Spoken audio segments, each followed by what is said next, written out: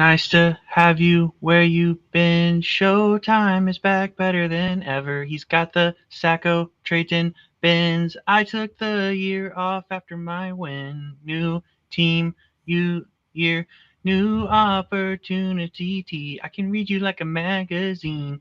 Ain't it funny? Double tied in. And I know you heard about Max's rankings. Wanna trade, grab someone. Hey, let's be friends. I'm dying to see how this draft goes. Grab your laptop and a pen. I can make the playoffs with one lucky weekend. So you're gonna win a title, or the Sacco and go down in flames. You can tell me when round three's over, if the reach was worth the pain. Got a long list of past champions. Mostly Langstons, they're insane. But I've got a draft space, Harvey, and I'll write your name. Nice to meet you. Nice to meet you. Grab a seat. I can show you with my custom draft sheet. Pick one strategy. RB0, maybe hero. So my team will be remembered forever, or it's gonna crash and burn. You can tell me when it's over, if my sleeper's value will return. If you pass early on a tight end, you might be left with Kraft mac and cheese. Don't say I didn't warn ya. So you're gonna win the title, or the Sacco and go down in flames. You can tell me when round three's over, if the reach was worth the pain. Got a long list of past champions, mostly Langstons, they're insane. But I've got a draft space, Henry, and I'll write your name. Welcome into the Showtime Fantasy Football Podcast presented by Solel Seltzers here. Today is Monday, August 18th, 2025. This is your host, three-time champion of the Blind Squirrels Fantasy League, Ty Stewart Langston from sunny Dallas, Texas. Welcoming in my co-host from Rogers, Arkansas, also a three-time champion, current reigning Sacco of the Blind Squirrels Fantasy League, Trayton Benz. How we doing, brother? Doing great. Football is almost back. Super excited for draft weekend. We got Luke Raper in the chat. Holy. Yeah, you got a seltzer. I got my water. We're ready to go. That's right. Lots of seltzers, potentially some cold snacks going to be consumed this weekend out on Beaver Lake. Draft weekend is upon us in just 5 short days, as Luke's gift countdown has beautifully reminded us each and every morning. Actually, one day he forgot and sent it at night, but that's okay because the draft week is here. This Saturday, August 23rd, we will be. It's Christmas, baby. It's the day we look forward to every single year. I think maybe only second to actual Christmas and maybe the first day. Here's a question. What do you look forward to more? First day of the NFL season, like that first red zone Sunday, or draft day? It's got to be the draft. There's a reason we call it Christmas morning. I mean, week one is so anticipated because it's like a culmination of what you built at the draft, and you finally get to see it. But it all starts. I think it all starts with the draft because you're just with the boys. Week one, you're not always with the boys. Draft, you're always with the boys. It's just such a good time. It's a good time indeed. We've got the lake house on lock on Beaver Lake. Wait, you should put the draft order up. Oh yeah, some of you are probably wondering, what about the draft order? Has that been decided yet? Yes, it has. Just take a look there on the bottom ticker of the screen as it scrolls across. That's right, we have graphics. So just if you're interested there, we got the draft order. Trey, you secured the Airbnb for us. It's going to be awesome. No grill though. Kind of a bagel by you. Explain yourself. Yeah, that's definitely a bagel. Kind of assumed that a lake house Airbnb would have a grill. I don't know. Wouldn't you make that same assumption? No, I would actually read the description.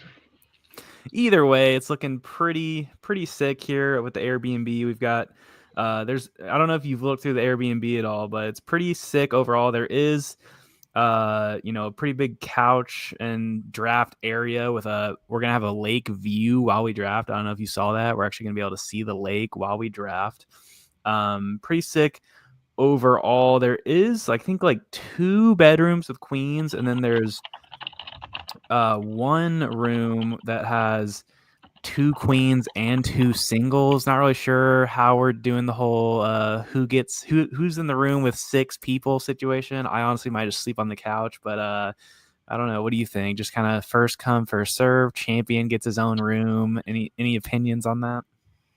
Well, what we did last year, we got our champion in the chat, so I'm kind of biased here. He's probably our only listener. But last year, I believe the champion, that was me last year, reserved the right to pick my room, and I got it all to myself. So I picked that massive, beautiful master bedroom there, right there by the living room. So I think we keep that tradition going. We give Luke his option.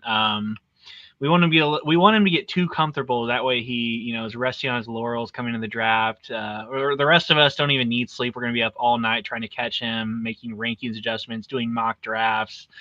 Luke's going to crumble this year. We'll talk about that here in a little bit. But yeah, draft is this weekend. Super exciting. We got the out of towners going to be there. I'll be there. Will be there. Kane will be coming down from Kansas City. Jeremiah, no longer an out of towner. That's right. Huge league update for all you listeners. The ones that aren't in the group chat. I know there's tons of you. For those of you that haven't heard, Jeremiah has moved back to Farmville, Arkansas. He just could not stand to be away from his league mates any further. Being out there, he was getting bad fantasy advice from those liberals out in DC. Now he's back in the SEC country. Welcome back, Jerry. So he'll be there, no longer an out of towner. Max going to be the lone non in. Well, actually, we're not 100% sure yet. That's kind of still up in the air. Please put in the chat, put in the comments if you think Max is going to show up. White Shirt Sportsbook will be releasing odds on that. Right now, I'm leaning towards something close to plus 200. Not really think he's going to be there, but he is supposedly his wife is going to go into labor at some point today, and if that is the case, he'll have a 4-year-old or 4-day-old.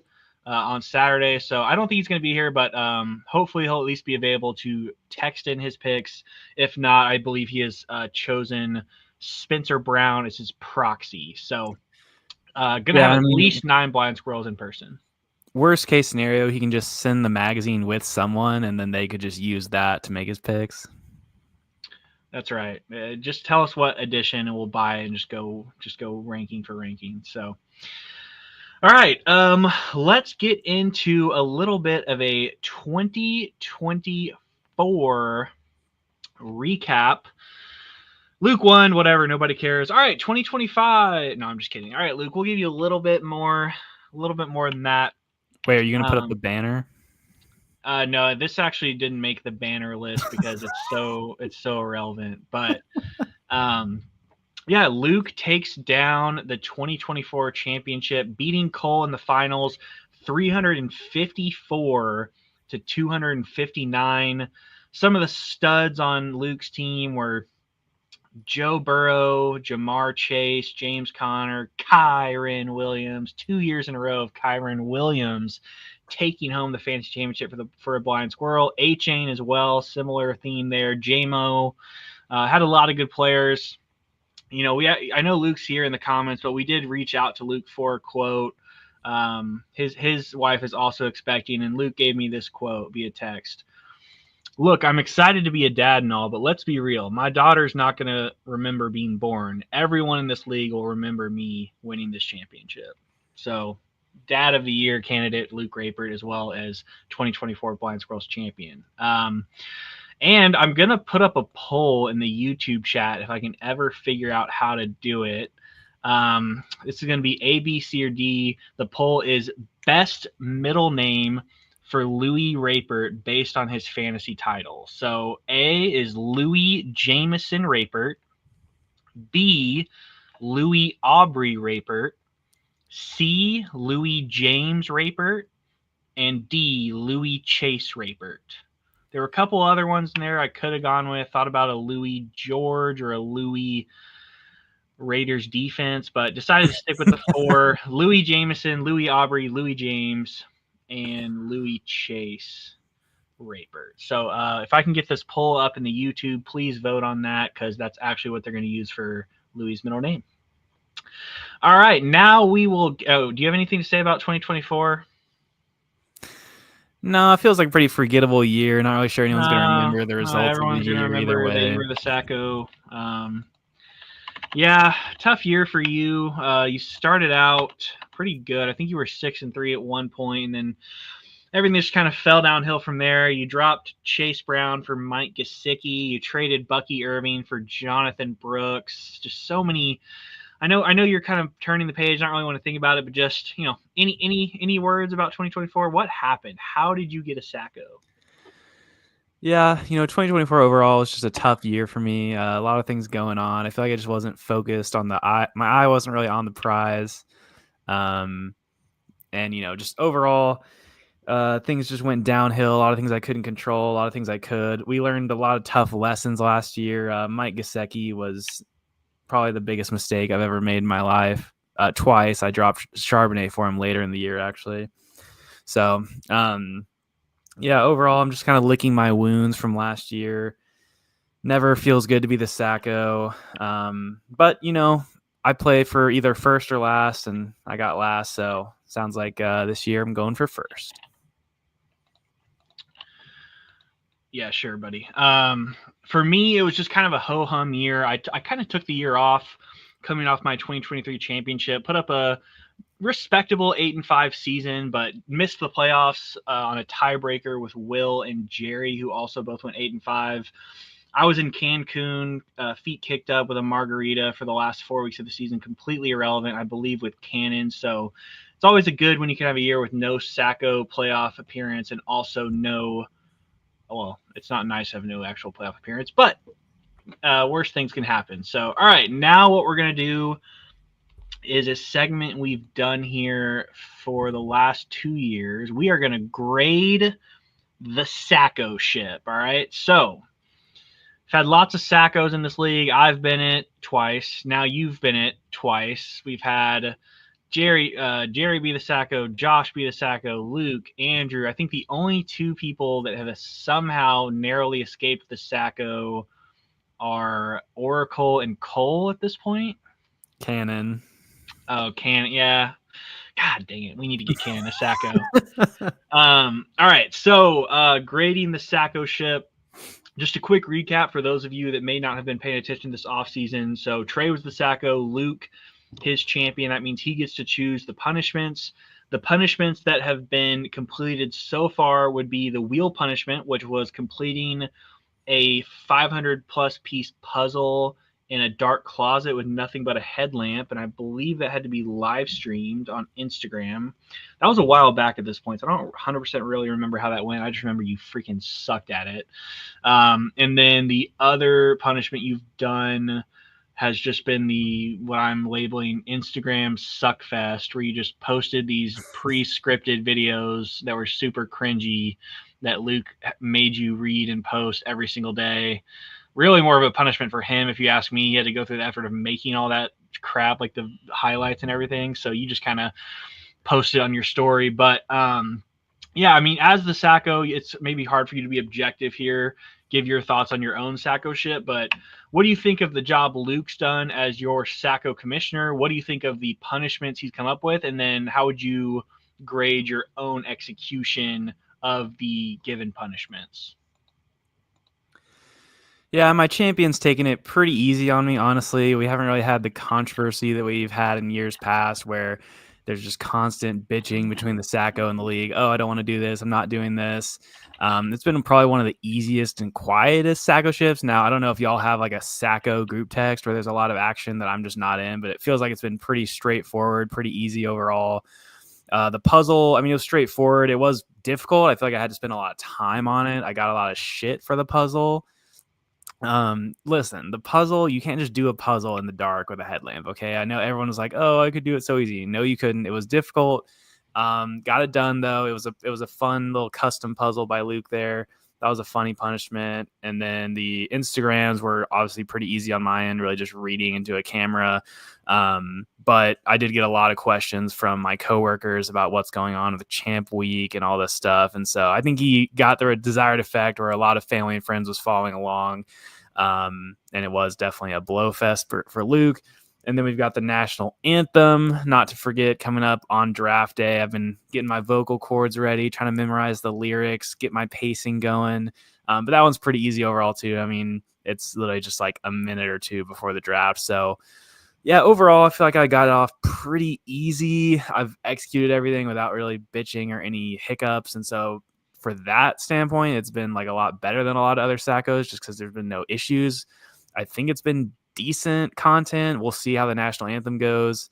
But obviously, I'm the Sacco, so like you said, I don't really have the outside perspective. I feel like it's kind of a forgettable Sacco ship, mostly because of how quiet it's been. But I don't know. How do you feel about it? I'm gonna go. I'm gonna go B minus here. I think you have done about as good as you can with what you've been given. The puzzle, I think you were sandbagging a little bit at first, and then you just it started embarrassing yourself with how long it actually took you. Um, and then the Instagram thing, to me, I'm gonna come at Luke here a little bit. I just think that's a bad punishment. I'm not gonna blame you because you're just doing your job by posting the videos, but I know Luke has always said that when he becomes a champion, his thing is he wants it to be about him. He wants it to just be about glorifying him.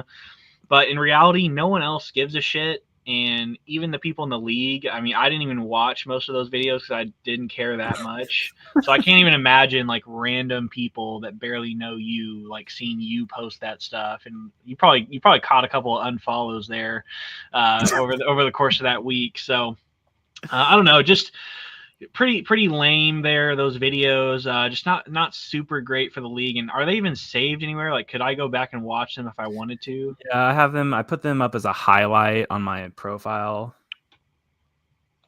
Okay. I mean, yeah, that doesn't really change anything for me. It's still stupid, but yeah, I'm gonna go with a B minus. So please let us know in the comments what grade you would give Trey as a Sacco.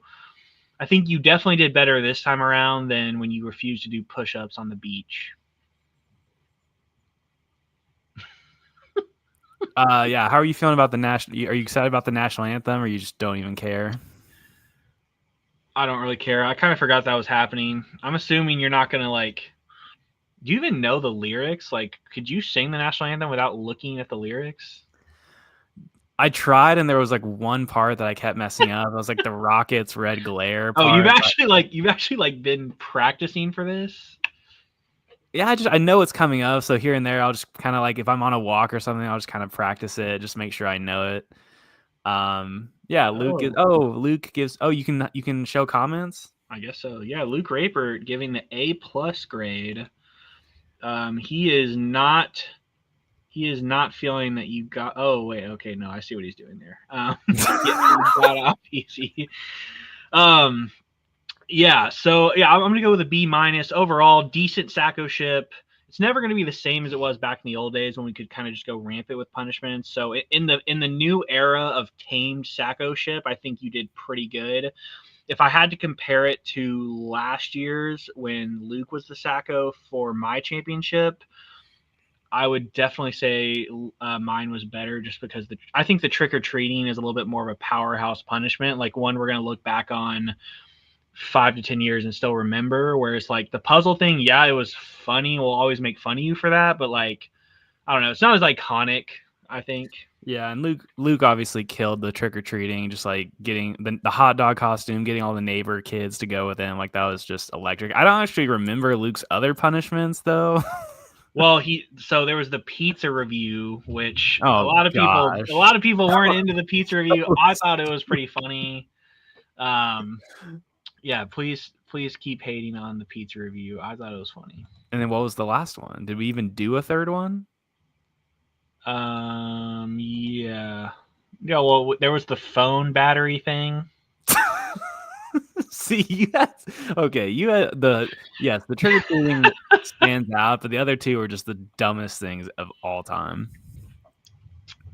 All right. Well, I guess we'll see who the next Sacco is and how they do. We'll come back with another grade next year. So, all right, moving on to our next segment. This is going to be a fun one. All right, Trey. We kind of had this, or we thought we were going to have this situation with Max this year. We're going to put ourselves in the situation. We get in, we die. Something happens. We're rushed to the hospital. There is a situation where we cannot draft, and we have to choose one of our league mates to draft for us. It's in our will. Now, the caveat to this is we still get to manage the team. This is so we die, and then the doctor Jesus comes back and magically saves us. We still get to manage the roster. This is only drafting people to draft our team for us. They're just picking our roster from there. We can take over. This is going to be a draft, snake draft, 1 through 8. We can't. I mean, we can include ourselves, but we're just going to pick ourselves. So I think we'll just go 1 through 8. Yeah. Do you have a preference on 101, 102, or how do you want to decide this draft order? I don't care. Okay. I'll go first. Let's see. So we've got Jerry, Will, Andrew, Cole, Luke, Cannon, Oracle, Josh. Who am I missing? Jerry, Will, Luke, Cole. This is great content. Just look. You have the draft order ticker at the bottom of your screen. Oh, you're right. Cole, Will, Andrew. All right. Oh, okay. All right. With my first pick, let's see. They're all so bad. I don't even know where to start. If I had to have someone draft for me with the 101, I'm going to go with Cannon. I think bad pick. Cannon usually does a really solid job with his drafts. He's very running back heavy, which I like. Now, he obviously most of the time goes on to soil it, but he's a playoff stalwart. I think one time we looked it up and he's made the playoffs like 6 out of the last 9 years. He average finish place is I think it's better than 4. Even when he has down years like last year, he's mostly irrelevant. Like we've said, he is never been the Sacco. He's been in this league just as long as anyone. 0 Saccos, 2 championships, kind of 1.5 championships, one real one with an asterisk. So he's proven he can draft championship level teams. And I think, if we go back and looked at our preseason draft rankings coming out of every draft, Cannon would usually be hovering in the top 3 to top 5 every year. And that level of consistency, I want that with the 101. I think most of the picks he screws up are the later rounds because he doesn't do as much research. But in the early rounds, he usually takes really good players, and I usually like his build. He never really tries any like bullshit 0 RB or enjoy Nick Chubb. Yeah, good point. Okay, wait. I do want to clear. I am drafting sober Cannon. I'm not taking 2024 Cannon. This is you sober Cannon. You get whatever version of Cannon happens to show up to the draft. All right. In that case, I regret my pick, but I'm stuck with it. So I'm gonna go with Cannon with the 101. Okay. Also, let's not do snake. Let's just go back and forth. Okay. I'm actually gonna go with Cole, number 2. Kind of like you said with Cannon. I want someone who's at the draft. I just want someone who's not gonna lose it for me. And Cole's never been the Sacco. He's very consistent. I feel like he's a good combination of like drafts to ADP relative. Like he doesn't take any crazy reaches, but he also does go after some guys that he likes. Like he's not a Jerry ranking slave, but he does generally find good value throughout the draft.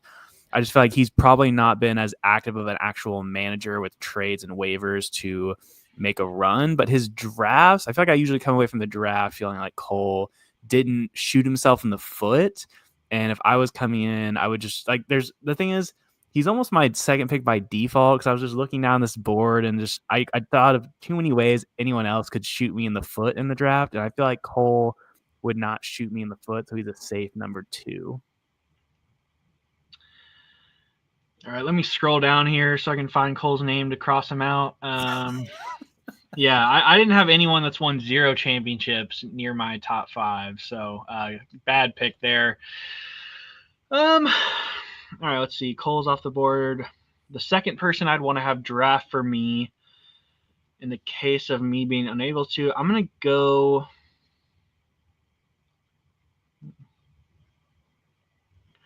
with Jerry. Yes, he's a total ranking slave, but honestly, most of the time, there's a reason they're ranked that way is because the experts kind of know what they're doing, and the rest of us just spend so much time trying to metagame or mental gymnastic our way through a draft, and we end up with all these reaches. And at the end of the day, Jerry usually ends up with a very balanced, very solid roster. The only reason Jerry doesn't win is because he sucks at trading and waivers. I think I could take a Jerry roster and mold it in to a championship team because he's just giving me the literal best chance of doing it by taking the best ranked players. So I know we make fun of him, and it's great for us as people that just want to have fun and take our actual like breakouts and sleepers. But Jerry he takes that boring he takes Tyler Lockett in the 6th. He takes Mike Evans in the 5th. Like, he's not afraid to be boring, and sometimes boring wins. And I think I could take that team and win with it. So I'm going to go with Jerry. I will say we probably need to give him a little more credit after getting Ladd and Bowers last year. But right. He finds gems. Yeah, I mean, that was really the first time I remember Jerry finding a gem. But anyways. Because he doesn't work out a lot or what? Yeah, good one. All right. Yeah, I definitely was not expecting Jerry to go off the board there, but that just opens me up to take our champion, Lucas Rapert, here in the second round. I know he basically just uses the fantasy footballers my guys as his entire draft board. Wait. So you're actually drafting Andy Holloway here? But obviously maybe it's a recency bias, but he's our most recent champion. He kind of destroyed that draft. He does look for those breakouts. A-Chain he found last year. Now it could lead me to losing and getting the Sacco just because he can, like, Luke's a very volatile manager. He's going to go after guys with high upside. He does not really care about floor, but honestly, that's kind of how I draft too. So if I was going to want someone to draft for me, I would want it to be someone where I can walk in and be like, I see a championship squad here, and you just have to manage to not get the Sacco. Yeah, do you remember that year he like traded multiple picks away to like come get Lamar in the 4th after like already having a bunch of picks? I didn't like that, but yeah. I mean, I guess I can't really soil Luke's name too much because he won last year and we didn't. So not a bad pick there. He was definitely on my board, on my short list. All right, we're down to kind of the crumbs here. We're down to Will, Andrew, Oracle, and Josh. It's kind of just picking your poison at this point, but I'm gonna go with Josh. Now, Josh is maybe other than Max, the most likely to have a complete shocker of a pick. Like, I don't know if you saw in the group chat earlier when I was talking about the Terrell Pryor pick in the 3rd. That was Josh. And then that was the same draft, I believe. We'll go through the board later, but I'm pretty sure that he took Darren McFadden in the 5th. Do you remember that when he took McFadden in the 5th, and that year he did like literally nothing? So with Josh, I really just have to figure out which player he took that I'll literally that will be on waivers by like week 3, and then the rest of it is usually pretty solid. I think the sources he relies on for drafting, I want to say he's kind of an ESPN merchant. He'll like go to the ESPN top 200, or he'll listen to like one of those like Field Yates mock drafts or something. And I like Field Yates, so I think I'm basically drafting Field Yates here, not Josh, and that makes me feel a lot better actually. So ever since, and this is I'm can I draft post New Zealand Josh, because pre New Zealand, I mean both are pretty bad. I don't think either's ever won a championship, but I don't want the blonde hair just walking up putting the sticker on under my team name. That just feels gross. So I'm gonna take Josh here with the 105. Yeah, I definitely wouldn't go for somebody who has been in the league the longest and never won a title, but I guess that's for you. Did you mess up our camera here? Sorry, I was trying to add the names, but I don't think I'm gonna be able to do it. Go ahead. Yeah, definitely Crumbs left here for me. I'm gonna go with Andrew. I feel like he's the pretty clear pick here. The only hesitation I have with Andrew is in recent years he's basically committed to 0 RB, which is just the opposite of what I want to do. Yeah, that's but tough. he typically does find later picks that are good. I feel like he is pretty knowledgeable about fantasy overall. Even this past year, especially that time period where he wasn't in med school or residency yet, he seemed to be really getting into a lot of the dynasty leagues and things like that. Whereas, I don't know, I just get the feeling that Will just doesn't even care about football sometimes and doesn't care about fantasy. So Andrew might go with a strategy that I don't love, but at least I think he's like solid for getting sleepers and has a good knowledge of players. Whereas Will and Max, I just have no idea what I'd be getting from a knowledge and strategy standpoint. So yeah, I'm going to go with Andrew here. Yeah, you sniped me there. That was my pick. The next two are pretty much waiver wire fodder. We might just end the draft there. No, okay, all right. This is tough. Do I want a team full of Chicago Bears, or do I want a magazine team? Yeah, I'm gonna go with Oracle. Just think there's a reason we call him the Oracle. He actually, looking back through some old draft boards, I don't actually think he's that bad of a drafter. I think he has, like I said with Josh, kind of similar to Josh, where like his bad picks are so bad that they stick out to the point where we're like always making fun of him on the recap shows and even later in the season. Like, oh, remember when he picked Eric Ebron in the 5th? But it's like maybe his 4th and 6th round picks were actually really solid, but the Eric Ebron pick was so bad that's all we focus on. I think Will, like you said, like Will just has such a lack of knowledge and lack of care. And again, I really do think his emotions get in the way when it comes to Chicago. I know he likes to say that it doesn't, and Luke makes a great point here in the chat. I am drafting a very high floor here. The Oracle has never ever drafted a sack. I am safe from the Sacco if I die, and my 4th string picker has to pick for me. All right, yeah, and I'm left with Will. We don't really have much else to say here. He can kind of go all over the place. He's kind of gone 0 RB, I guess, at least last year. He always reaches for Bears. I feel like he's spent multiple years drafting off of Andrew or Luke's rankings, so you kind of just have to see who Will sits by at the draft for like whose rankings he. Also, Will does this funny thing where like he asks people he's sitting by like who he should pick. And that's just, I don't know, that always makes me feel weary. Like, are they actually going to tell him? So, yeah, I mean, Will, I might have gone Will over Max just because of the magazine factor. But either way, definitely bottom barrel here with Will and Max. All right, and that's our draft teams. So I ended up with Cannon, Jerry, Josh, and Oracle, and you got Cole, Luke, Andrew, and Will. Yeah, I feel pretty solid there.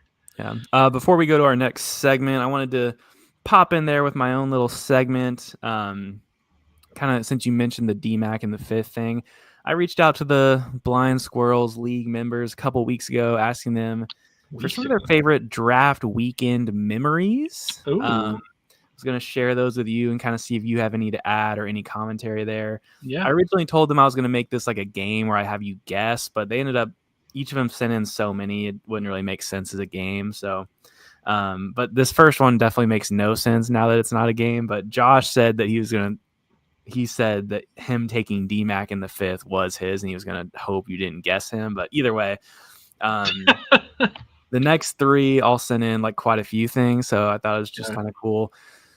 Cole said the 6 versus 9 is a classic. We talked about that the other day when you got the. I was actually listening to that episode, trying to remember what happened. I think you got it as 6, or you opened it and thought it was 6. You wanted 6, and then I didn't. I did not think it was 6. It was 6, and 3 minutes later, Cannon starts scrolling through a photo gallery to see what it was supposedly supposed to be, and then declares that it's actually 9, even though there was no line or anything drawn underneath. Like, have you ever played Uno? There's a line. No, for sure. But it was, listening to that episode in retrospect was so funny because you were really upset about it, but you won the championship from the 9th pick. So it was very funny that you were like kind of complaining in that way. I actually didn't end up with 9.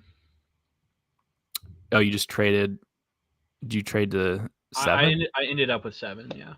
Okay. Oh no, that's right. Yeah, you ended up getting to 7. So I mean, 7 and 6 is similar. Yeah. But it's funny to think that you might not have won the title if you actually got 6 and he didn't change it.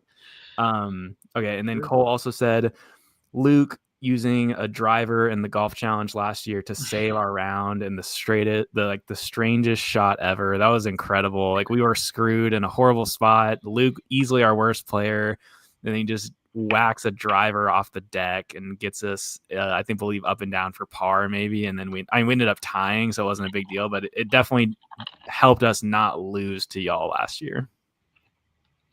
Was that the one where it was like over water, not a water, but like a ditch? It was like a mound. It was like going up to a hill. Yeah, it was like an island mound that like all of us hit in the water, and then Luke just like smashes a driver, and it doesn't like get all the way up to the green, but it got us to a point where we got up and down for par, I think. I remember that. And then Cole also said Cannon being pissed drunk last year was funny until it wasn't, which is also definitely true. And then Cole said last year was the most fun. Staying together is the move. Ready to do it again next year. So yeah, definitely. I think last year we had a lot of fun memories just staying together, and I'm glad we can do it again this year, even if it's in Northwest Arkansas. Cannon also responded. He said he loved when we did punt, pass, kick as the draft order determination, and that Jerry threw the ball 15 yards. Which definitely true. I was looking through the League Hall of Records Facebook page earlier, and I think I actually found the results of that. Oh, really? Can you share those? That'd be funny to look back on. You keep going, I'll find them. Okay. Cannon also said Cole picking Alvin Kamara for Andrew. Max leaving. Wait, is that what happened? Yeah, no, Andrew. I thought Andrew like texted to take Kamara for him or something. Maybe, but either way, Cole. That was when Cole wasn't in the league, I believe, and he was just there hanging out. Oh, yeah. Either way, Cannon also said Max leaving the draft for his Cats. Josh taking Darren McFadden in the 5th again. He's himself getting drunk and taking Nick Chubb in the 8th. Yeah, sure. That's why you did it. Yeah. When he baited Luke into thinking he was going to take Jonathan Taylor and then took Christian McCaffrey, that was hilarious. I definitely knew it was McCaffrey the whole time. Luke is a moron. And then he said that this year's draft order determination was a good idea. So kind of blowing himself there as commissioner. I was going to say, he's the one that did that. Yeah. It made that last year. I thought the wedding bets was way. Yeah, you can't really. The best thing we've ever done. That was awesome. You can't beat the wedding stuff, but we just didn't have anything to replicate that again this year. And then the last response I got was from our champion, Luke Rapert. He said, Max sending a picture of his cats pulled straight from Google as his excuse to leave early. I forgot about that. Or no, he didn't actually do that, right? Didn't Luke Photoshop that it was from Google Images? I don't think so, or he wouldn't have sent it in like this. I don't really remember. Either way, Luke also said Andrew miserable in pain, and we find out later he broke his wrist. Yeah, that was brutal. I don't even remember how he broke his wrist. Maybe soccer Wait, or something. was Buffalo Wild Wings. that was when he left and got Kamara? Yes. So his broken wrist literally got him Alvin Kamara. Yeah, but he didn't. I don't even know if he made the playoffs. Luke included this one. I don't really feel like this is memorable. He said me trading up for Jerry Jeudy in 2022. I don't know. It doesn't seem that funny or memorable, but okay. It's pretty funny and memorable. You suck. Okay. He said Josh showing up to the draft right after Andrew Luck retired. I don't remember that. Will drafting Elijah Mitchell. That was funny. And then he said Cannon drafting that one Bears wide receiver that's on the Falcons now. Darnell Mooney. Yeah, but that's how he drafted him. Didn't he end up being really good? Wasn't that last year? Yeah, and he was good, but really good. I think Luke picked him up off the waiver wire. Yeah, I think he might have dropped him. No, it was Cannon that made that pick. That's what I'm saying, but Luke picked him up off the waiver wire. I thought you said Will originally. And then Luke just said Eric Ebron. Okay, we've already discussed that. So. Yeah, that was all the responses I got. So pretty funny memories. I don't know if you had any more, or if you want to pull up the kick, pass, punt results. That'd be kind of funny to review. Honestly, they're not that funny. It's just like 3 numbers in a row, and it's kind of hard to even tell which is which. But I also don't. Jerry didn't throw for 15 yards, so that's a cap. I'm seeing 29 for Jerry on the throw. I mean, I'm sure he was exaggerating, but was that not the shortest throw by far? It was easily the shortest. I'm trying to figure out the next shortest. 29. I mean, Xander only threw 37. Okay, so Xander doesn't really count. What about someone who's still in the league? Luke 42, which is kind of embarrassing for him considering he's a quarterback. Oh god! Intramurals and rec league. Luke, you have a noodle arm. That might be before he learned how to throw a spiral. I don't know. That's funny. I mean, we might have only given one attempt. I mean, did you see that video of the duck he sent earlier in the group chat that he threw? That dude can't throw. Yeah, but I feel like at this point, I've seen him throw probably a 60-yard pass at some point. Spit his nuts out. He's not throw 60 yards in the air. Maybe 50. I don't know. I've seen him bomb it. He ducked it so bad. So like all your throws. All right. That was a good set. Oh wait, I'm trying to think of any other draft day specific memories. Honestly, I don't know why, but the draft where, well, I'll tell you my least favorite draft memory, and that was when I drafted remotely from Arizona. Yeah. And you guys are all annoying as shit on the phone because you guys were at like a bar or something. And there were like moments where I had no idea what was going on in the draft. I felt so left out. It was the most FOMO I think I've ever felt in my entire life. Last couple years, drafts have been really fun. Obviously, Oklahoma was a lot of fun. I'm trying to think back to some early years, but I think both of the times we did at Will's were pretty good, pretty solid. The one at didn't we draft like Max's basement one year or something crazy like that? Yeah, that was just like 3 years ago, I think. Yeah, that was fun because I think we all brought our own food. But no, I mean, overall, all the drafts have been fun. All right. Next segment, we are going to talk about that thing scrolling across the bottom of your screens, the draft order. We have had our draft order here for about 2 weeks now. The very first preseason game, the Hall of Fame game, our Supreme Overlord Commissioner Cannon Kern faked us out. Oh yeah, got us. We thought we were just doing a random number generator, and then that turns out that's actually your player pool of random bums on either the Lions or the Chargers, and the least amount of fantasy points got the number 1 pick. And it was pretty fun. I'll say it definitely made the Hall of Fame game watchable for more than 2 plays or whatever it normally is. So that was pretty cool.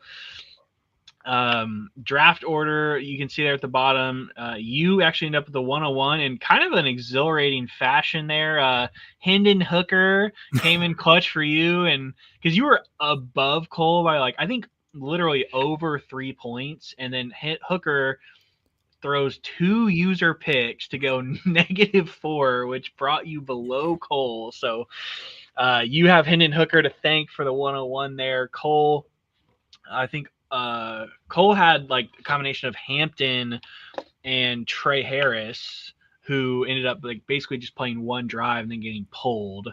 And I don't remember who else he had, but it wasn't much. I think it was like a backup quarterback that barely played. So Cole ended up there with two. You were actually live tracking the scores and sending paper updates pretty much every commercial break. So kind of wanted to get your thoughts here on how this was decided. Did you like it? Is this something that you would want to see come back for future years? And do you think it's a fun way to decide it? Yeah, it was fun enough. It was fun because it involved football and like it felt like okay, football's back. I'm actually watching football and it means something. So that was fun. I wouldn't want to do it every year because I kind of like mixing up where you pick your pick and you get a random pick, and this was basically just random. So I kind of like mixing it up, but I wouldn't mind it coming back. It was better than just names out of a hat or whatever.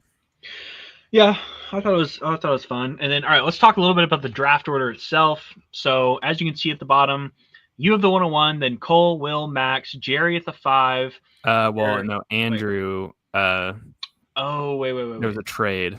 Yes. I didn't update this doc. So there was a pre-draft slot trade between Andrew and Max. So you got the 101, Cole, Will, then Andrew at the 4.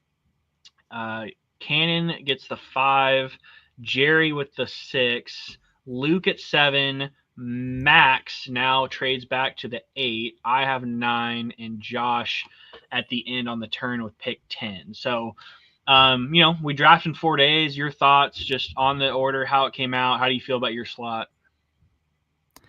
Yeah, hard to complain when you get the 101. You just have all the control. I can pick any player I want. Nobody else can say that. The only thing that sucks about the 101 is that when you take a player, you literally have to wait, especially at the 101. I'm going to have to wait like over an hour before my second pick just because of how long that first and second round takes. But honestly, in the Airbnb situation, that's kind of ideal because like I said, I can just pick my player, grab some buffalo chicken dip, grab a drink, kick back, and just watch the chaos unleash upon all of you guys making your picks. And then I'll come back and make my second and third round picks. So yeah, the turn, I always seem to end up on the turn somehow, which I think for strategy, I don't mind, but it's just weird to like watch so many picks happen in between your picks. So I think one of these years I'd like to be in the middle. You're obviously on the end too, so I'll get your thoughts on that. But overall, as far as the order, it's interesting. I preferred it when Max was closer to me.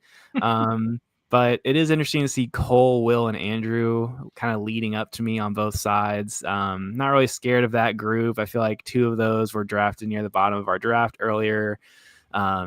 You have some wild cards by you with Luke, Max, and Josh. I feel like anything could happen on your turn, and then Cannon and Jerry are kind of those stabilizing forces in the middle of the draft. So, yeah, what are your thoughts on it? I didn't want 9. I'll be honest. I'll be frank. Usually I try to front on this show and act all confident, but I really didn't want 9. You could even see it as soon as Craig Reynolds started, taking every single fucking handoff in the entire game, and Dicker was just nailing 40 and 50 yarders left and right. I knew I was cooked. I just hope I was cooked to like 6 or 7.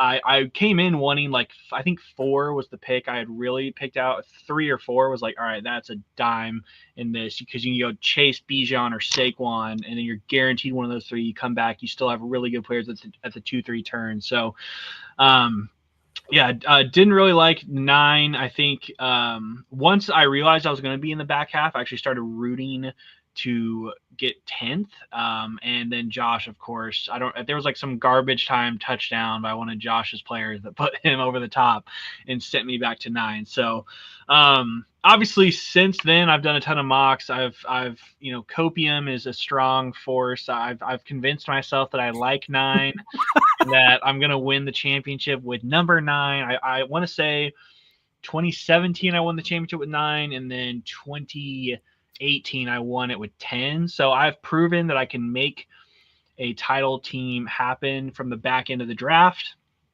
And Luke is saying that I misspelled his daughter's name. Sorry, geez. Is it? Oh, it's. Wait, did you actually make a poll? Yeah, I put a poll in the YouTube. Can you share that on the stream or no? I don't think so. I think it's just on YouTube. But okay. Oh, it's Louis. I put like Lois basically. My bad. Sorry, Louis Vuitton. But yeah, I mean, I like where I'm at. I think, like you said, you lost Oracle on your turn. He came over to my side, so that basically drops all the good players down an extra slot for me, because Max won't take any of them. So I whenever you're sandwiched between Max and Josh for your pick, you can't feel too bad.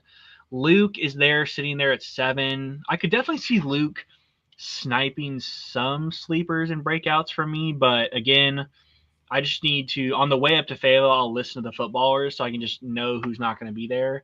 And then Jerry at 6. So basically, once it gets past Cannon, I just take off the top ranked player of the ESPN Top 300, the footballer's favorite person, magazine, and then it's me.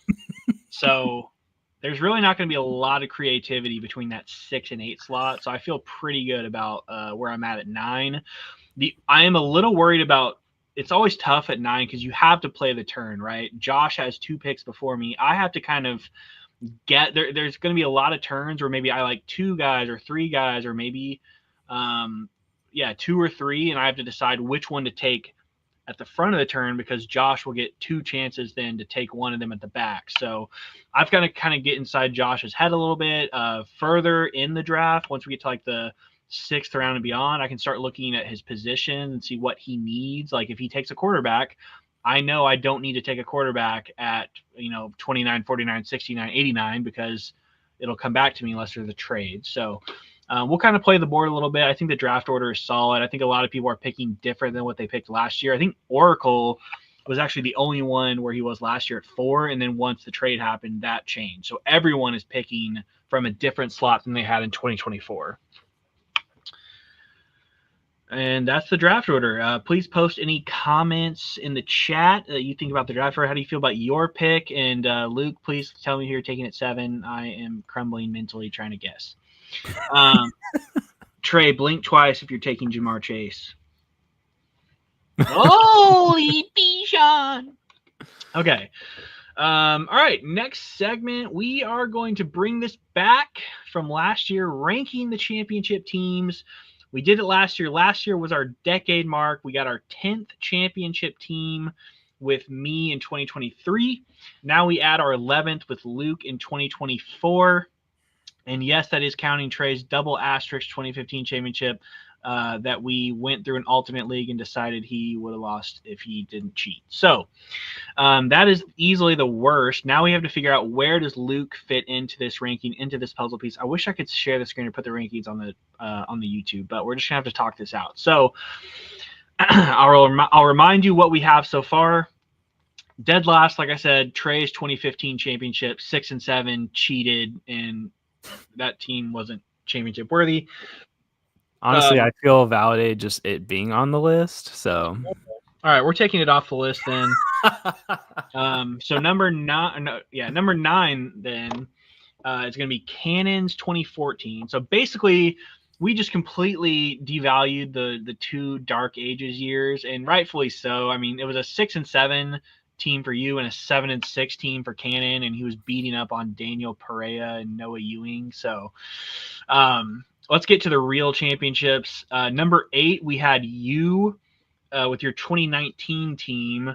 It was very good team, 8 and 4, but you didn't score a lot in the playoffs, and it was also the middle of your three-peat, and that's just always kind of the most forgettable year. You had like Dalvin, Josh Jacobs, Tyreek, but just it wasn't.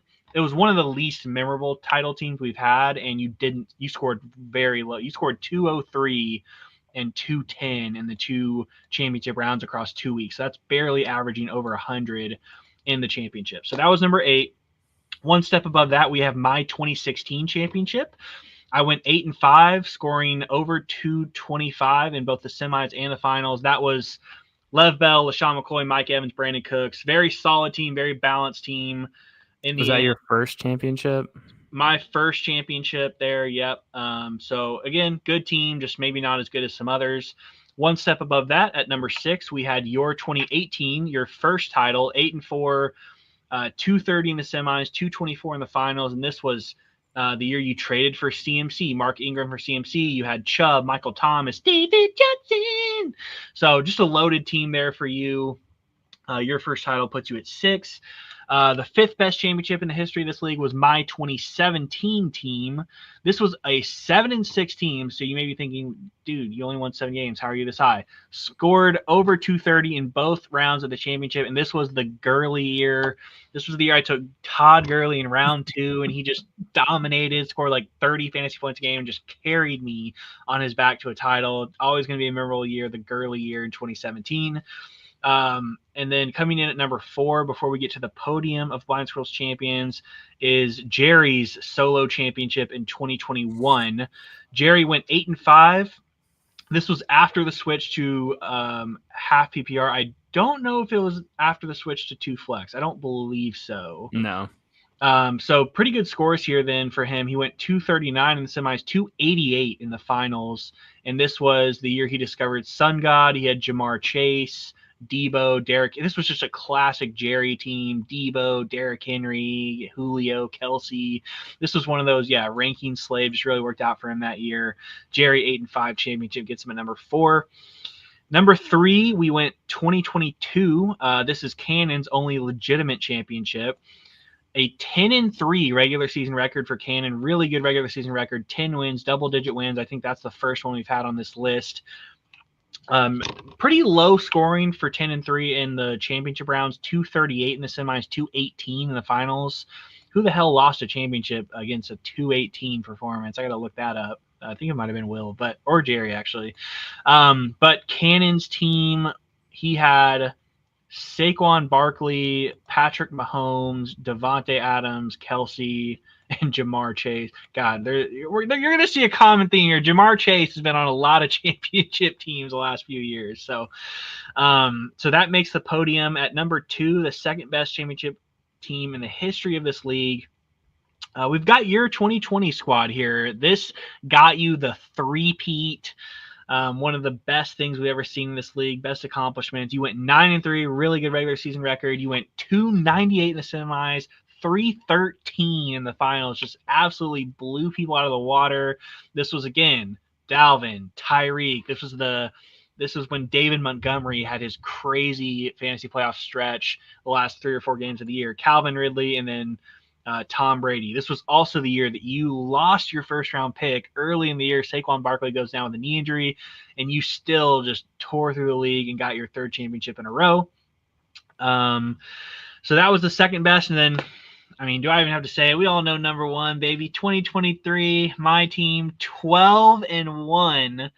The only loss of the season being by mere decimals to Andrew in the last week of the regular season. I go on to put up pretty good performances there, 263 and 303 in the finals, blowing you out in the most memorable championship this league has ever seen, the Showtime matchup of the millennium.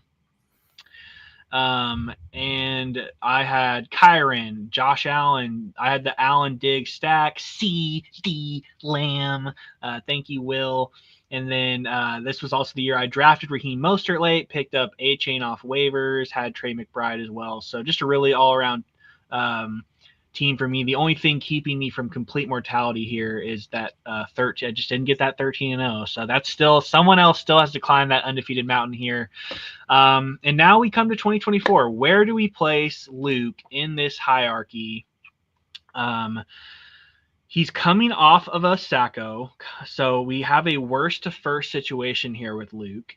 He put up monster scoring numbers in the semis and especially the finals with over 300 apiece, 309 in the semis, 354 in the finals. So there's no contesting. He was easily the best team in the league by the end of the year. He had the Burrow Jamar stack, Kyron, H.A., James Conner, J-Mo, the best kicker with Aubrey, and then Chuba, who he trade raped you for. So I don't know. What do you think here? I think we have to go fairly high with this. I mean, Yeah. 350 in the championship round is just damn impressive. You got to tip your cap there, but it's also Luke, so you got to take that into account. He's been so desperate for this for so long, so I don't know if we can just hand him the satisfaction of like a top 3 championship team. But each year is its own year, so we can't really look at the big picture here. Just looking at the championship teams compared to others, where would you slot this in?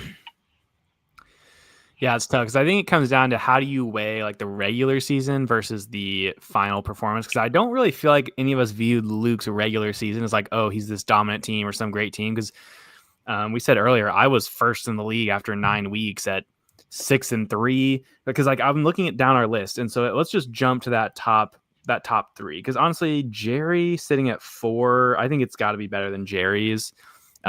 In my opinion. So let's just start looking Does at he crack the podium? How does he crack the podium? Because if you look at Cannon's 2022, what I remember about that team is like all year it was the best team, and then like it was just like a foregone conclusion that he won. Now he didn't necessarily destroy in the finals. He only scored 218. I think that's when he played against Cole, and like Cole started some bum or something. I don't know.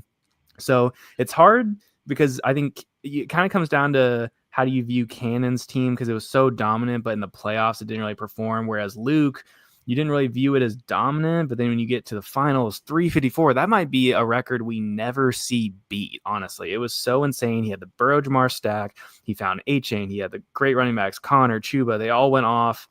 I mean, Aubrey even was insane. And so the memorable finish, I think, is going to be something that will be hard to be beat. And then you look at so number 2 was my 2020 year, which, I mean, obviously the further you get from these, they become less memorable, but right. I scored 313 in the finals with before double flex, but hard to say that with double flex, I would have made up that difference.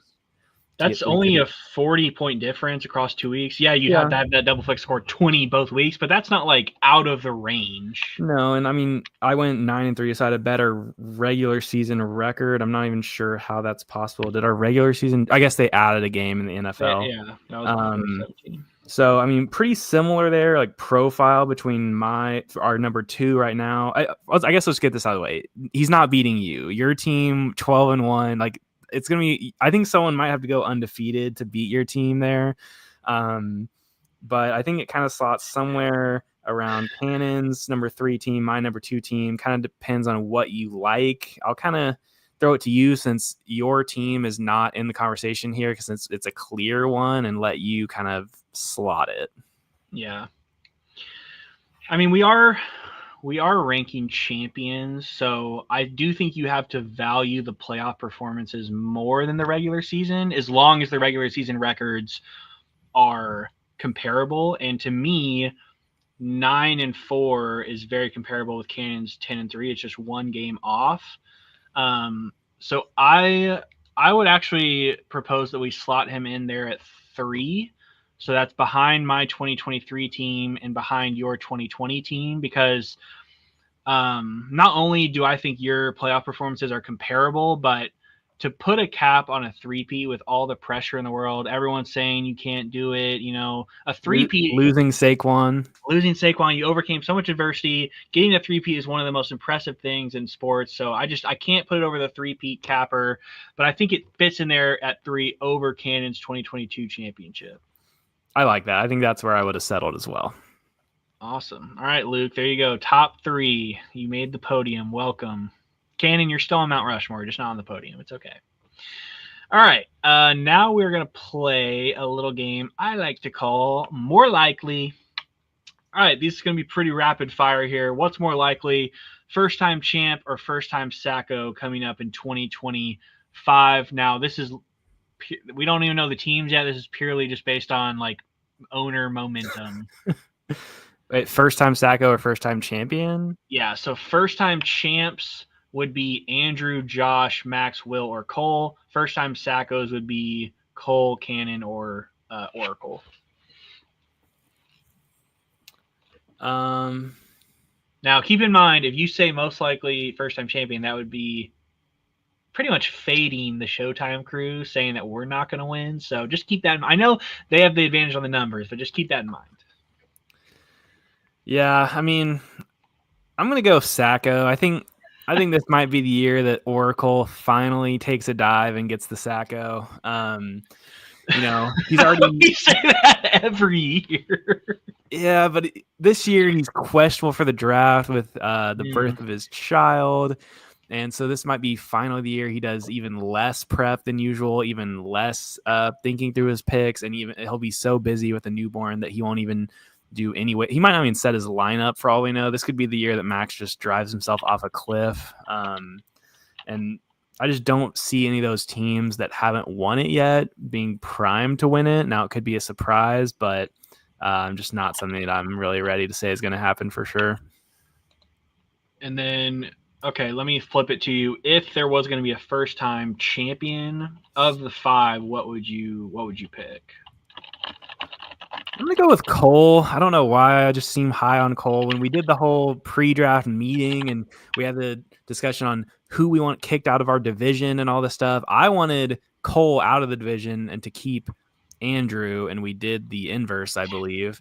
We kicked Andrew out and kept Cole. And so either way, I don't know. I think Cole is going to win eventually. I don't really know why. I just have that feeling. So I'm going to go with Cole. All right. I'm going to say, I'm going to go with Andrew as most likely first-time champion. I don't really know why. Just think, like you alluded to, or like Andrew has fantasy knowledge. He plays in a lot of leagues. He's a doctor. We can't really say a doctor is not intelligent. So I think what about how many hours he's gonna be working, and like he's gonna be working nights? He might not even watch some of the Thursday night games. Like I don't know. He's just not gonna be. He's in resident. But you're here. Listen, he's saving lives. The fantasy gods will reward him for his good deeds. He's put in so much time to get to where he's at now, and now he's finally going to start reaping the rewards. He finally is getting a salary. He's finally going to have fantasy success. So it's all coming together for him at the right time. So I think 2025 could be the year for Andrew. We'll see what he does in the draft. If he goes 0 running back again, I may have to walk this back because come on, bro, it's half PPR. What are we doing here? You know what? I dare you to go 0 RB. You won't. All right. I think we're good here. Most likely first time Sacco. I'm assuming you're going Oracle there. Yeah. I don't know. I think he's kind of immune to it at this point. It's almost like a supernatural repellent. He's got like a Sacco shield. Like if he was ever going to do it, it was going to be last year. We spent 80% of the season basically saying it was already locked up. He was the Sacco, and someone else just found a way to crawl out of it. I think he's just never going to get it, especially coming off a year like last year. I think he's a little bit more on alert. Like, oh, crap, I almost actually did it. I almost actually got the Sacco, so now he has to give a little bit more effort. And, it could be that new girl dad energy there in the draft, too. Maybe he's feeling himself a little bit. I think I'm going to go Cole as most likely first-time Sacco. I think, he's got 2 kids now. That's a lot to handle. That's a lot to juggle.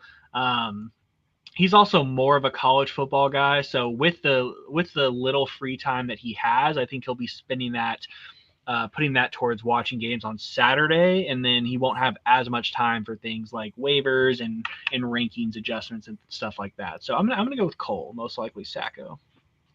All right, now we're gonna start a new segment. This is gonna be called over-unders draft weekend. If you remember last year, we did over-unders on things like beers consumed and stuff like that. So this year, this is again going to be pretty rapid fire. I'm just going to kind of fire it at you, and you tell me over or under. Okay?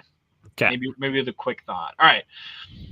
Over under pars in golf 3.5. Is this total per team?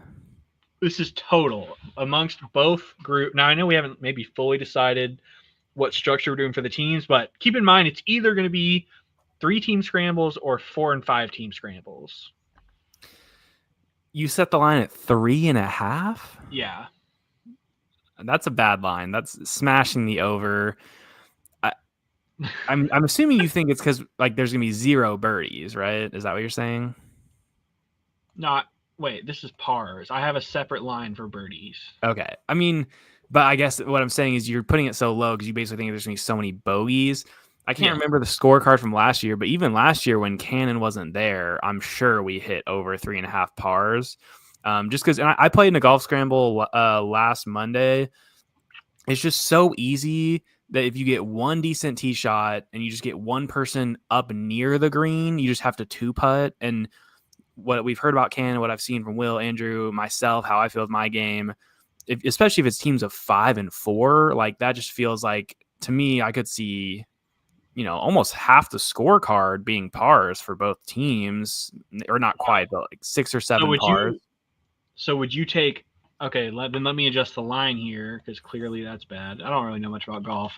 I'm gonna change the line to 13.5.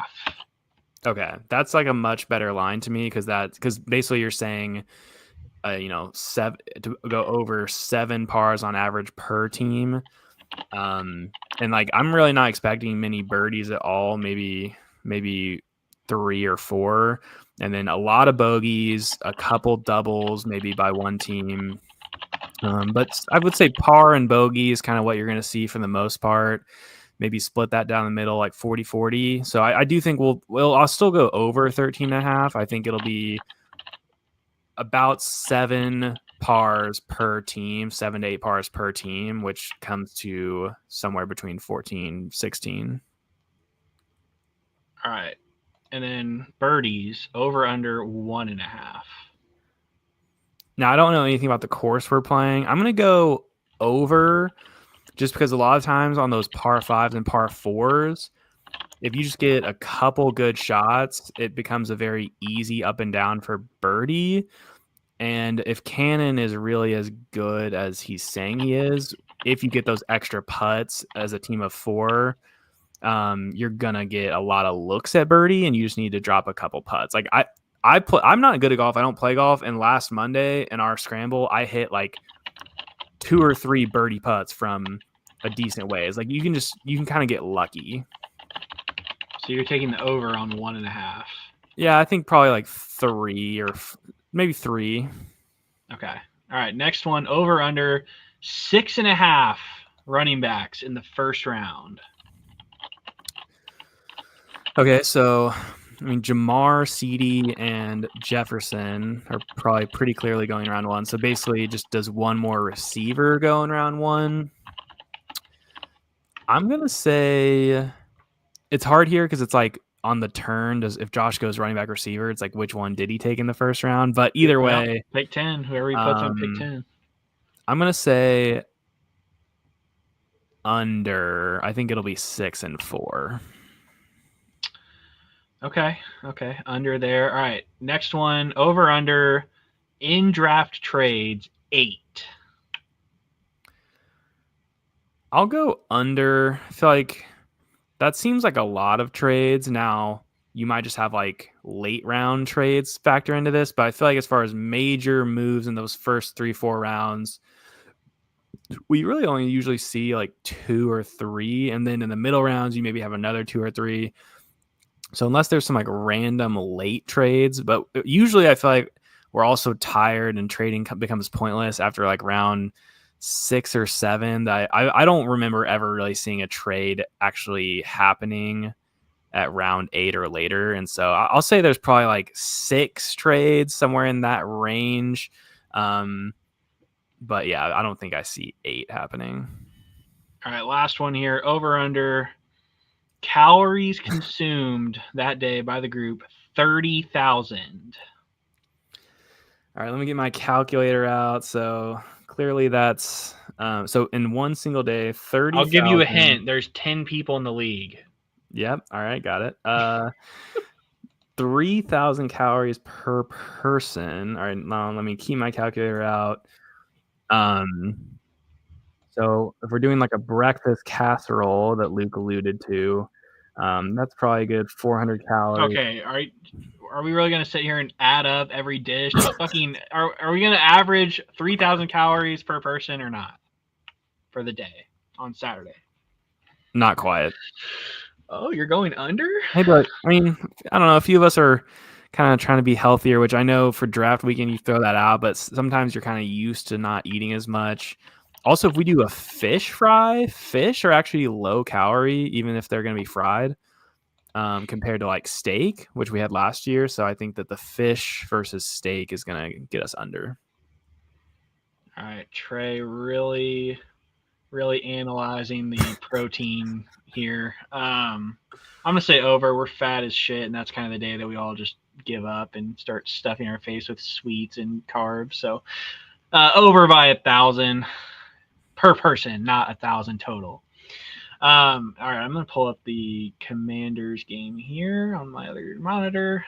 Just about to kick off, and I think we get some starters today. So I want to make sure I get that. All right, we've got one more segment to do. That was our over/under segment presented by the YMCA of Metropolitan Dallas. Please sign up your third graders for soccer so I can hit budget. Okay. We've got we've got the best and worst picks of all time presented by StreamYard. I sent all the last 9 draft boards 2016 through 2024 in the group chat. Don't know if you had a chance to peruse those at all. I picked out a few best, and then I mentioned Terrell Pryor for the worst, but just kind of wanted to open them up here. I did want to screen share these, but I don't know if I'll be able to, so I'll figure that out for another episode. But for right now, I just kind of wanted to get your thoughts looking through some of these boards. What stands out? We'll start with 2016. I mean, like they said in the group text, these are so blurry. It's You hard can to tell. You can read. You can read the last names are like big and bold. You can read them. Yeah, I mean, I see Eddie Lacy here in the second round. That couldn't have been a good pick. That was probably right. Is that one of his fat years? That was probably one of the fat years. Let me look up Eddie Lacy 2016. Oh God! I just saw Thomas Rawls in the third round. That was the year he got fussed up. Eddie Lacy 300 yards, no touchdowns in 2016. Yeah, that was kind of the beginning of his fat ass downfall. Thomas Rawls 2016. Thomas Rawls is an all-time. God, he had one.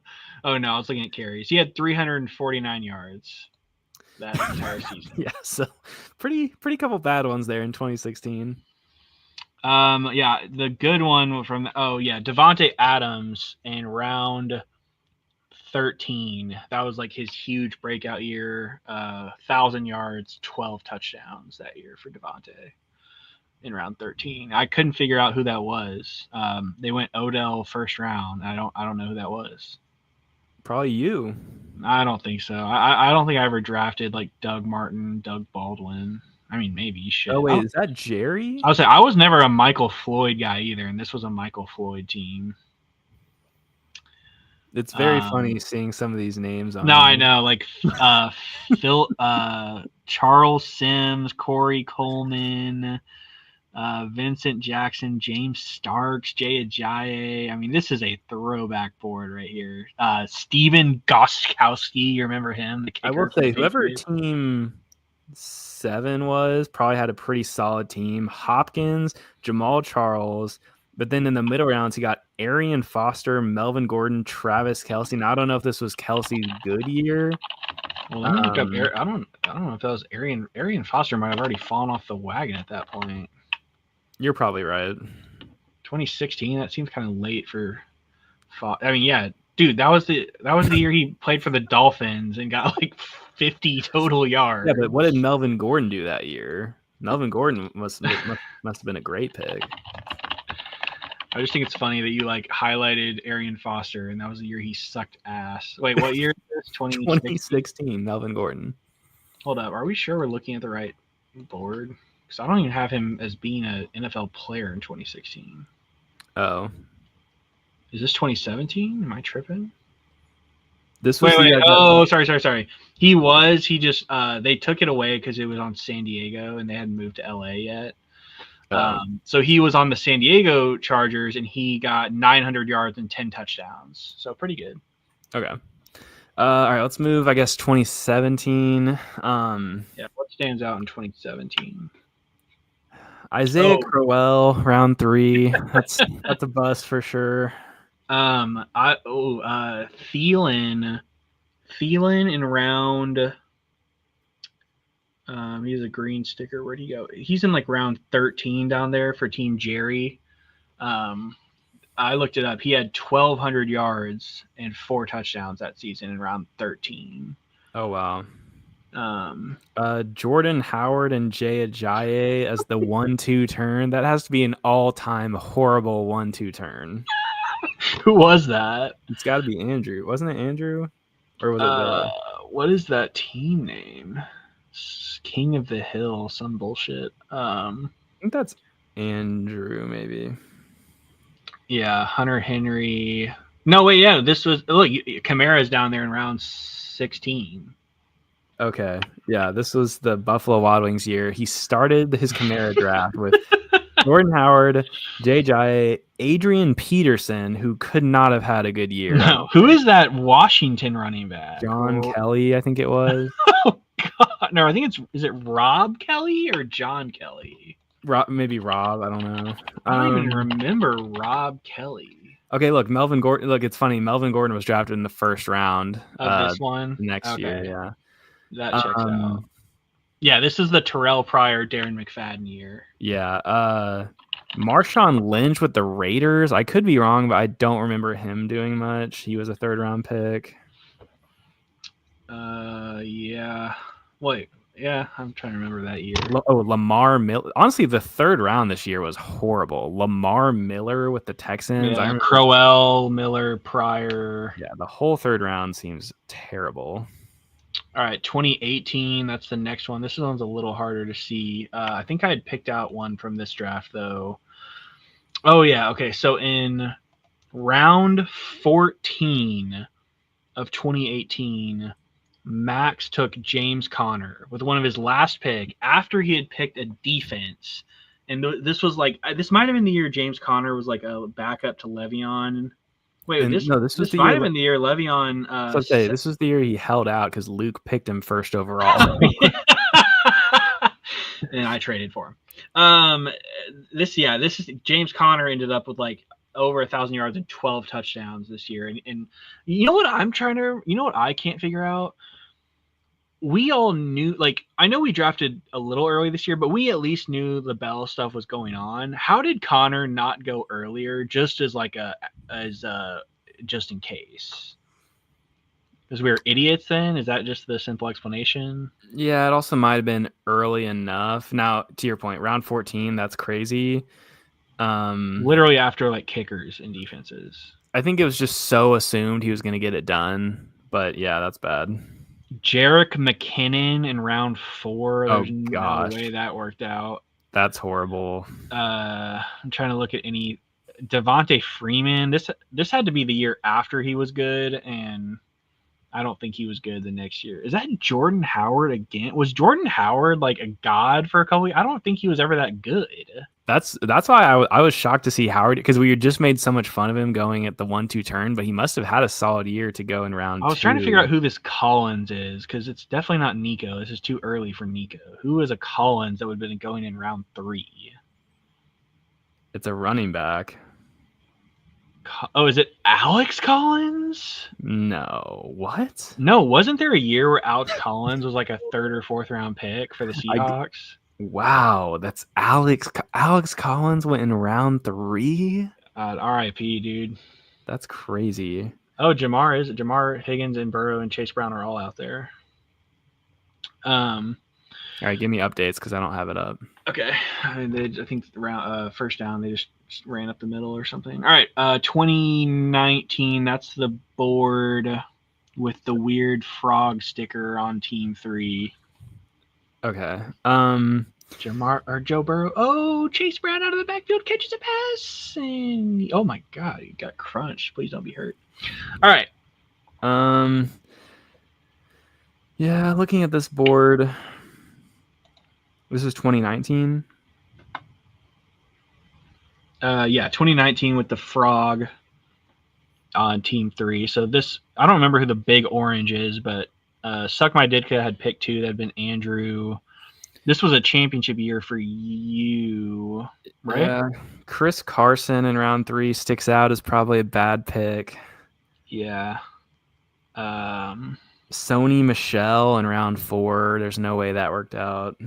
Marlon Mack in round 4. I'm seeing Odell Beckham for me. I think this might have been the year I took like Odell and Le'Veon, and that was like I was still holding on to their like old good years, and this would have been the first Jets year for Le'Veon, and maybe even the Browns for Odell. Like this was not like good Odell and good Le'Veon. Oh, can you look up whose stats? Philip Lindsay, because he was drafted in round 4. So 2019 Philip Lindsay. Did you know he's like a commentator on the Broncos now? I did not know that. No, 2019 he was good, 1,007. Okay, what about Marlon Mack? I mean, dear Lord, wasn't this the year he got hurt, or I don't. No, 1,000 and wait, what year is this? Sorry, 2019. Yeah, 1,008. Really? Sony Michelle. Was this not the year they won the Super Bowl? No, that might have been 2019. Didn't they win the Super Bowl? Sony Michelle, 2019. He had 907. Okay, so maybe good. Not as bad picks as I thought there. No, I'm trying to look up and down the board. I don't see anything. I like to look at the early rounds and the late rounds, see if there were like any massive steals. Yeah, just like a name that you recognize now. Right. I mean, I think that's Cortland Sutton maybe in round 13, but I doubt he was any good that year. Is that DK Metcalf in round fucking like 16? DK Metcalf. Yeah. DK Metcalf, like the last pick of the draft. I mean, I don't know if he was any good, but that must have been his rookie year. Some of these names just make me laugh. Kalen Ballage, yeah, Bellagio, Peyton Barber, Dante Pettis, Will Fuller, Kenyon Drake. All these guys are so bad and so out of the league. OJ Howard was like a mid-round pick. A lot of honestly, the tight ends kind of have staying power because if you who's that tight? Is that Vance McDonald? Yeah, or was it Vance McDonald? Vance McDonald in round Chase 6? Brown up the middle for 7 yards. Kenny Galladay was a middle pick. Oh my God, how early is that Bears defense? That's like round 7 for the Bears defense.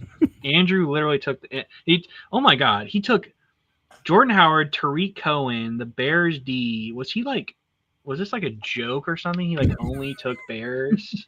Kind of goes to show you how much better our league has gotten over the years. I know. I feel like we've become way more sharp. All right, let's move on to 2020. Oh, Jamar Chase, first down, 15-yard catch. All right, I'm turning it on. All right, 2020. This was a McCaffrey year. I think this was your three-peat. Wait, where are you? I took Saquon 3rd overall. Oh, this was the Clyde Edwards-Helaire year. Cannon took him in round 1 and had the jersey. God, is that Kenyon Drake at the 1-2 turn? Yeah. That had to be a bust year for him. Joe Burrow lays it out there. Oh, wait. Jamar. I guess Jamar almost caught a touchdown, but he didn't. I'm trying to look at any other picks. It's DJ Chark in round 5. That had to be a bust. T.Y. Hilton. Who's That's that? probably Oh, solid. Who's Melvin Gordon? Singletary round 6. That feels early. Michael Gallup round 6. That's definitely a bust. Oh my god, that's definitely PI. That dude was holding the crap out of Jamar. any late picks that stand out here in 2020? Is that CD Lamb?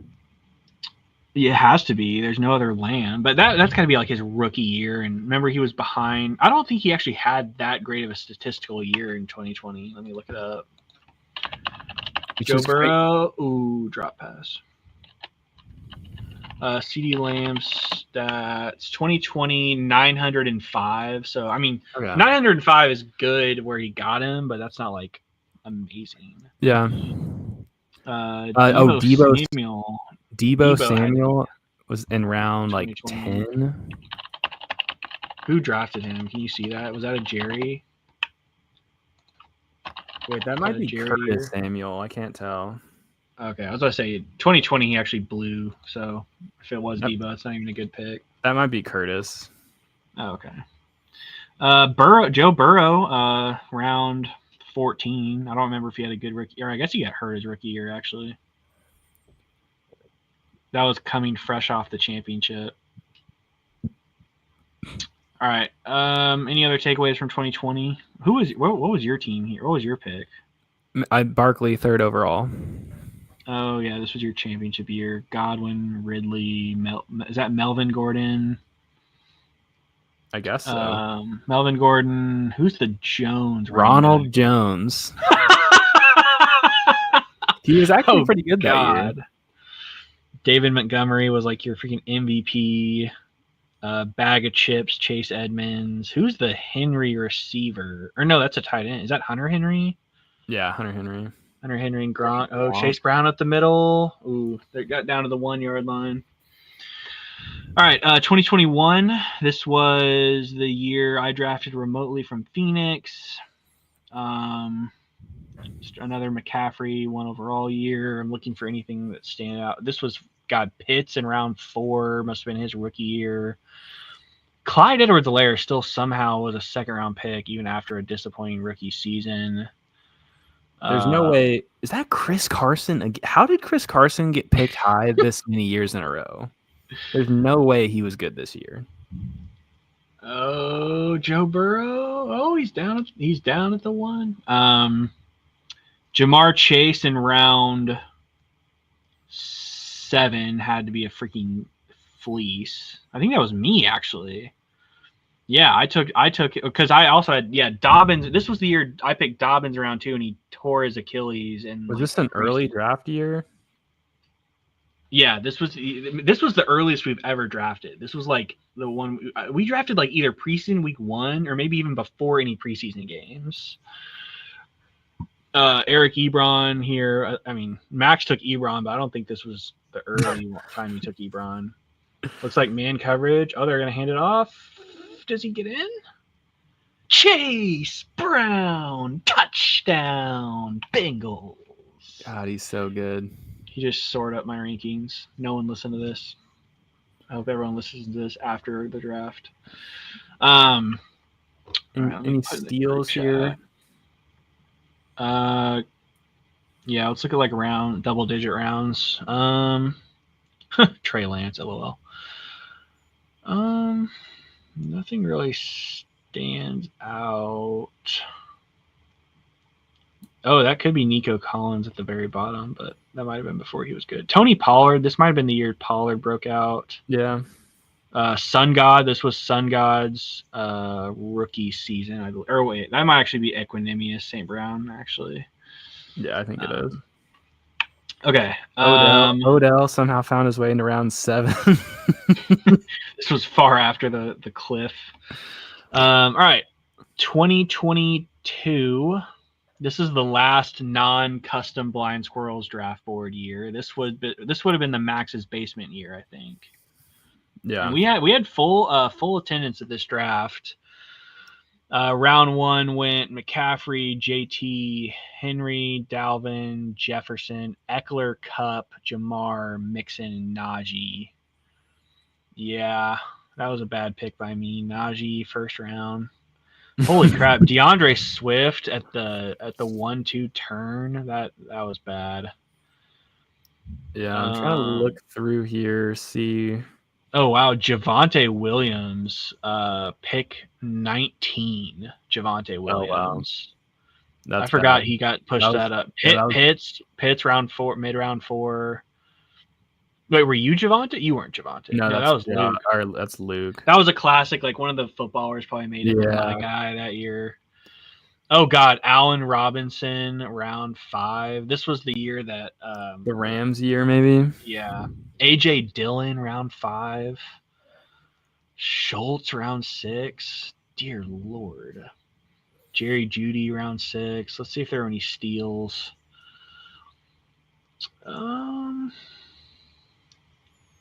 Say Rashad White had a really good year, and he's like Ken Walker 15. round 10 might have been a steal. I don't know. Yeah, that must have been his rookie. I feel like back in the day, you could get rookies like way cheaper. Now everyone just assumes rookies are going to come in and be great right away, but you used to be able to get rookies way cheaper in redraft.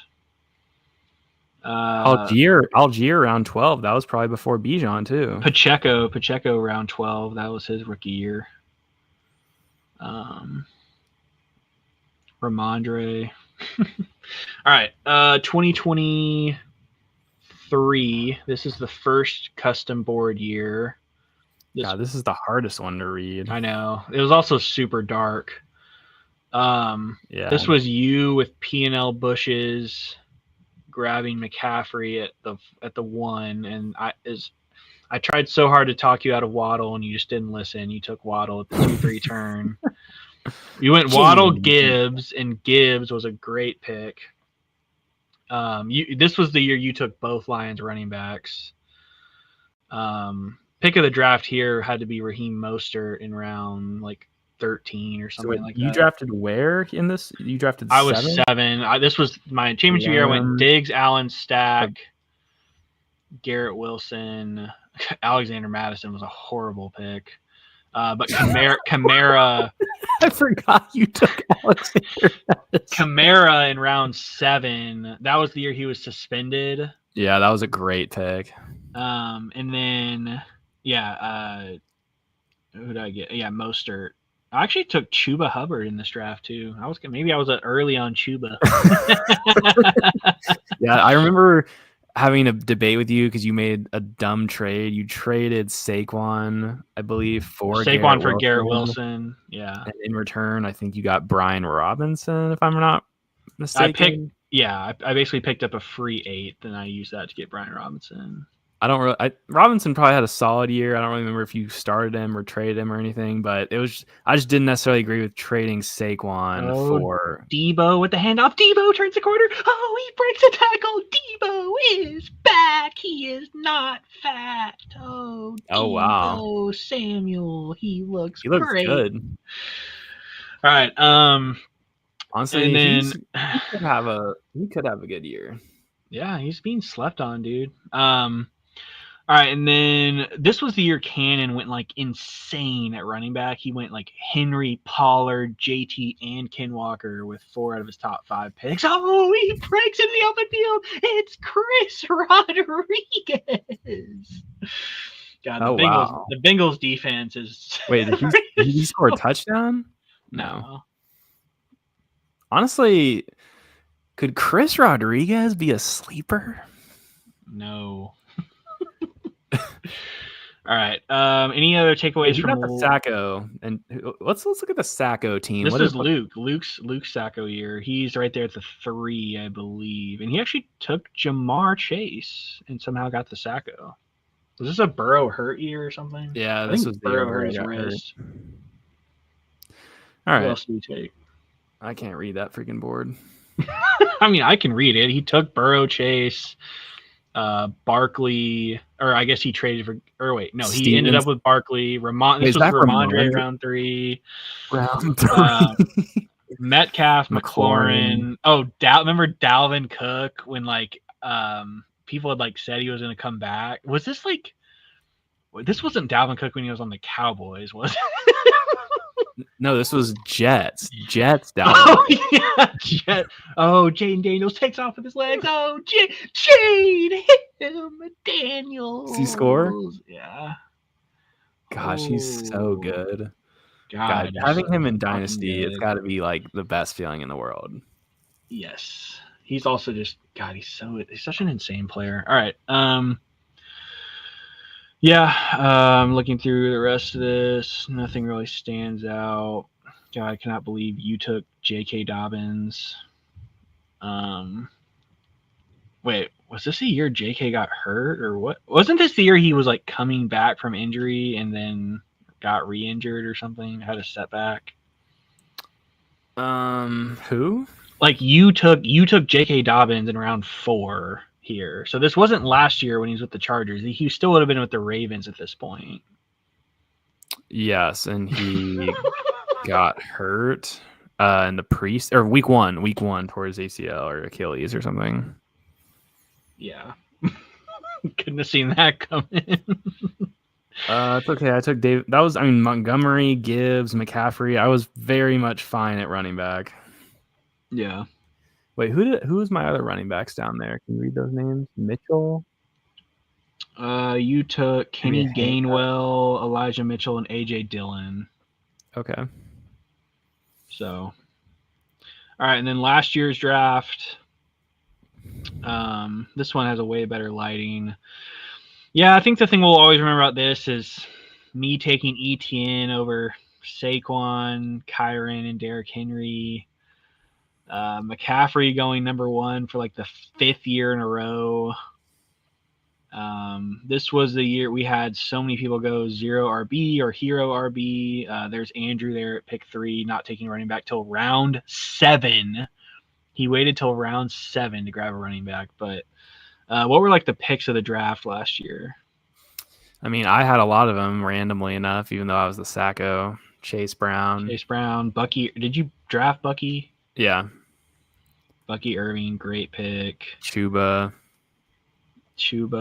What was Lad my best McConkey. pick last year? Lad McConkey and Lad Brock Bowers. Holy, yeah. Those were BTJ insane. was a great pick by, I think, BTJ, Will. Neighbor. I know he was a little overpriced, but I think you still got him in what, like round 5, round 4? Someone, not you, but someone.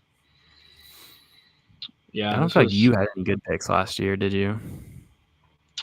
Rashi Rice in round 5. I know he got hurt, but like that was going to be a great pick. Oh, Godwin was such a good pick. Round by 7. Josh.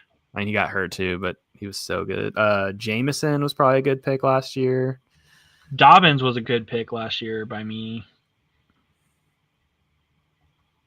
But Worthy ended up being a pretty good pick in like round 10. No, he wasn't. What are you talking about? I mean, he was literally on the waiver wire. I feel like down the stretch he was actually good though.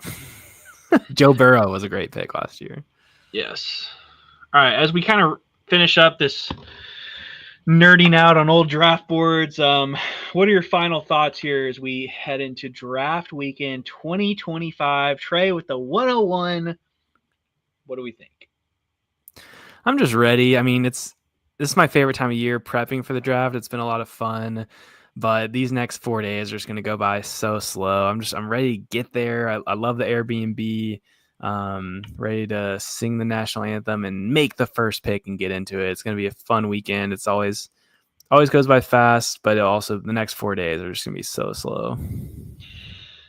Yeah, but it'll be worth it. I'm going to spend the next 4 days just mocking the crap out of my 9.